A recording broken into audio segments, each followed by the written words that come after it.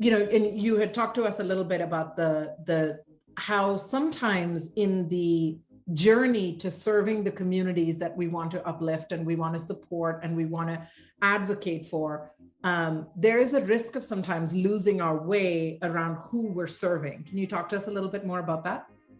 Absolutely. There is a quick, I often like to call it sometimes knee-jerk reactions, right? People live in a particular community for a long time, and one researcher goes ahead and does a research and publish some horrific statistics.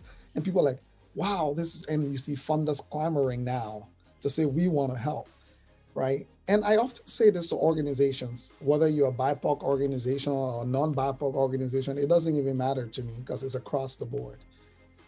You are not supposed to be the servants of funders. You are not supposed to be the representatives of funders. I think that is a misunderstanding of the role that you should be playing based on the commitments that you've made to communities and victims of these situations. Instead, I think we should be advocates.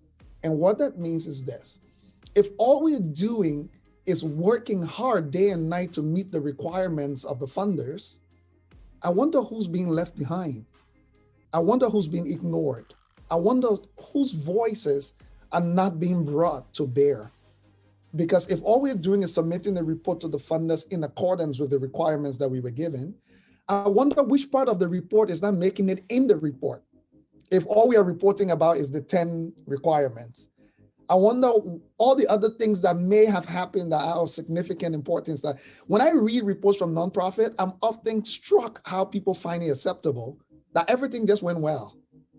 They just met all the 10 requirements and it just looked great and it just fits in with the funding requirements.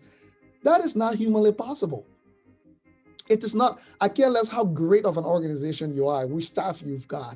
It's not humanly possible that you just perfectly met these numbers like this and in isolation of itself, and there were no other issues or things. So what is it that is not making it in those reports? I wonder.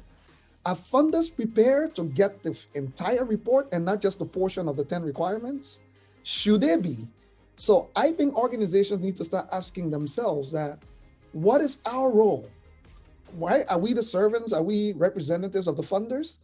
Or are we in a position of power to be advocates for the same communities that the funders are saying they want to help anyway? What's so bad about hearing the voices of the very people that you really want to help, so dearly want to support? So I think community organizations, BIPOC or non-BIPOC, should now start to bring to the table the full understanding of the community as it is, even if it directly contradicts what the funders think they want or they're asking for.